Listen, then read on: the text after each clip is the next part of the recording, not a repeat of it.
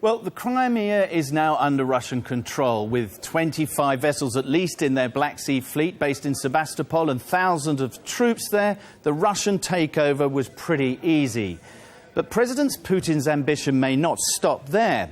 The Russian president will now be keenly eyeing Ukraine's east, where many people just speak Russian as a first language. Putin's been spending money on his military for a decade, outstripping the Ukraine by 20-1. He's got 845,000 military personnel at his disposal. Ukraine has 130,000 regular troops, plus a maximum of 1 million reservists, assuming that they would fight against Russia. But combined with this is the muscular image of Russia's first telegenic president.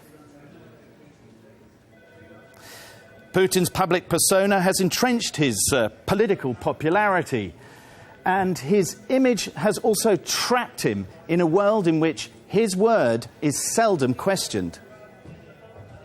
Anyone 15 years in power, and it is nearly 15 years now, is bound to be corrupted by the way that everybody agrees with them, tells them they're wise. The press is controlled, where there's kind of manufactured, but for him, obviously, real adulation addressed towards him. So Putin plays and acts the tough guy, but he's also tested the will of the West in the past, and he's found it wanting. The West blustered about his invasion of Georgia 6 years ago, but no effective sanctions were imposed.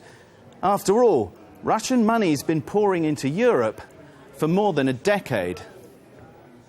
David Cameron's big slogan is that Britain is open for business. It sounds great, but what that actually means is that London is selling its prime properties to Russian oligarchs, its football clubs, and that British bankers are trying to set up hedge funds based on Russian oligarch money. In an era where Britain isn't really growing anymore, the only way the elite has found to make cash is off sucking rent off oligarch cash. Putin knows this, so he's confident that Britain isn't going to place any economic sanctions because Britain needs the money.